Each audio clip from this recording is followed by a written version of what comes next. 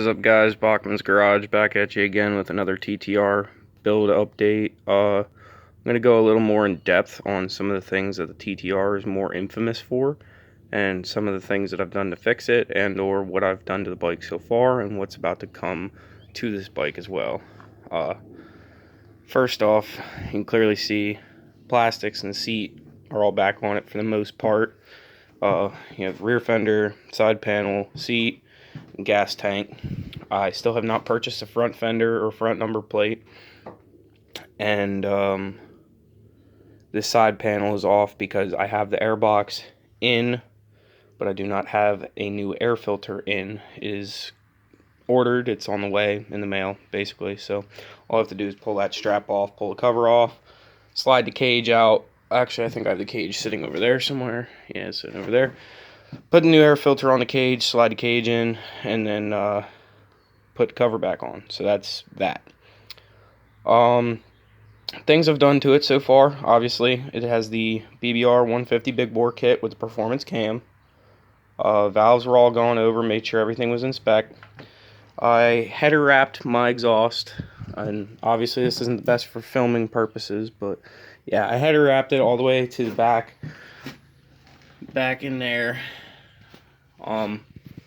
For those of you that don't know this, I've never seen another exhaust like this for a TTR 125 at least. This is the FMF Factory 4.1 full system.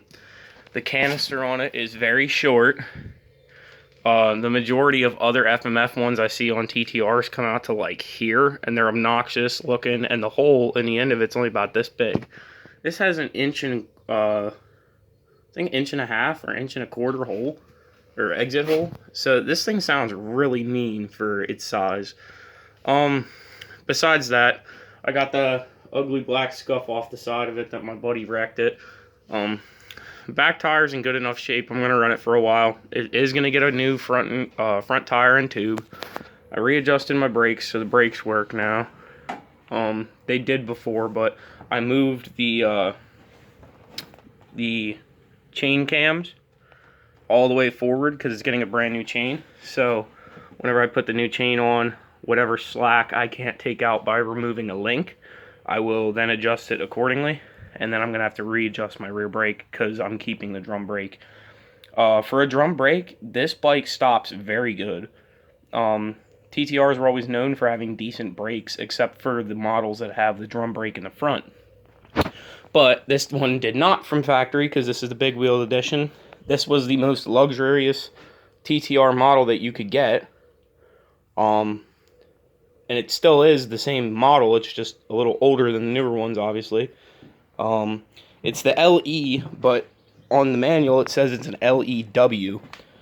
L stands for the big wheel, which is a 16-inch rear wheel, and it had a 19-inch front wheel. It now has the triple clamps, forks, and front wheel of a 2002 Yamaha YZ85, which is a 17-inch front wheel. So the front wheel is only 1 inch bigger than the back tire. It handles a little different, but it's not bad. So, I mean, I definitely recommend it, but it would probably feel a little better if you had the small wheel version of the TTR. But the big wheel does help with gear ratio. The small wheel TTRs, bone stock, only do about 45, and then this one will do about 50 bone stock. Other than that, I've done just fresh fluids, like fresh full synthetic oil that's in there. Brand new NGK spark plug. The front forks I never had adjusted before, but I have them from this edge right here to the triple clamp is 1 centimeter. So these were completely flush. Sorry, I don't know where my tripod is, and this camera is being an ass. But yeah, these were completely flush. I want to focus. Okay, yeah, they were completely flush with the tops of the triple clamps, and I think it sits a little better now that I dropped those. Handlebars are on there, but they are loose. Like, I can smack them forward and they'll move. These are just some Renthal bars that were on the 85 when I disassembled the front end. I'm trying to sell these for 20 bucks just to get rid of them. I don't really like Renthal bars. I ordered a new pair of Pro Tapers. They're Schoolboy Pros. They're a little bit shorter than a full-size bar width-wise, but the rise is a little bit taller for what I want. The triple clamps from an 85 are slightly taller than a TTR, so the bars are pretty close to the height that a TTR's bars are supposed to be stock, because their bars are always a little bigger, but their triple clamps are kind of low. Main thing that's wrong with these bikes from factory, the carburetors are very, very, very restrictive. They are restricted so low that they run very lean, and they have a hard starting issue, or as Rocky Mountain calls it, a cold start problem. They are a stubborn son of a bitch to get started when it's either cold or it hasn't been started in a while. The gas won't even be that congealed or anything. It's just really hard starting bike from factory. They're known for it, and I don't know why, other than the fact that the jetting is super super lean. But I've seen some pretty lean stuff in the past, and it's never started as hard as this thing does. So with that being said, because I put the 150 kit in it, a modified airbox, which I completely just cut the top of the airbox out, right underneath the seat in that little square area. You can't really see it with the seat on. It has airbox mod, the 150 kit, and a full system exhaust. So BBR recommends, with all those things done, you go to a 112.5 main jet and a 17.5 pilot jet. And I did that, and I fired it up. It actually sounds really, really aggressive with the new cam in it. And I mean, if the battery, I don't have a throttle right now because I'm doing some stuff. This is a throttle cable. I don't know if I can get her to start with one hand here. We will see. This does have the electric start, so I'll see if my battery's charged enough and use the magic button. This is going to be kind of difficult holding the camera and everything because it's not completely tuned, so I have to kind of do this throttle by hand. Yep, battery's dead. Let me see about kicking it, because this thing is pretty good on compression now. Yeah, I'm not going to knock the bike over trying this. You'll see it run in the next video. Hopefully I'll have the majority of the other parts. Some of the other things I did in the past, can't see the other side of it, but that's the chain guide from BBR. Can't see the other side obviously, but there's BBR modified spring in there, if I've never said that before. You have the BBR frame cradle, and something else. Oh, the manual cam chain tensioner is in there.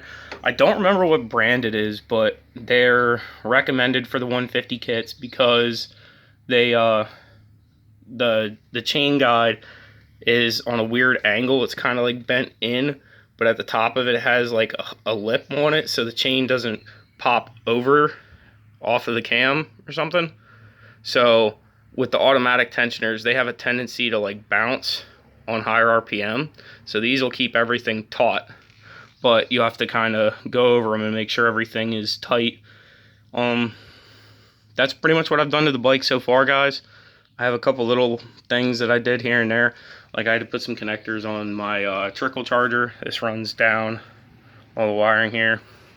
I redid the carb vents, and this vent line goes down. Crankcase vent goes straight down through the swing, or yeah, it's all in there. But yeah, I've also taken off the Kickstarter, or not the Kickstarter, the kickstand. Took off the kickstand, so that's all good. Like I said, I got a couple of parts on the way. I'll fill you in with the majority of the details in the next video. Hopefully we'll get more parts in here. You get to hear it start and run, and more than likely maybe we'll get a ride video on it. It's not the big bikes, obviously. It's not the fast bikes, but I've had this bike forever. It's the first bike I ever had on a track. It's got sentimental value, and I don't really ever see myself getting rid of it, even though a while ago I did want to sell it. Nobody gave me what I was asking for it, so I just kept it. So why not make an ultimate play bike that I can beat the hell out of and do whatever I want? And yeah, it basically just needed some freshening up and a little bit more power to it, considering you know, I got bigger and it didn't. So that's long enough for this one, guys. This is, I guess, part 3. So I will see you guys in the next one. And it probably won't look like your average TTR when it's finished. Yeah, I think it'll be probably the cleanest TTR on YouTube, other than the BBR 150R factory edition one that they built with the perimeter frame and everything. That was just obnoxious. They have almost 10 grand into a TTR. I don't have that kind of money. So I'll show you guys the build sheet and everything, all the prices on the parts. Depending if I can find all the links on eBay, I'll post all the links to the parts if you want to get them yourself. But yep, that's the part 3 of the TTR build. Catch you guys later.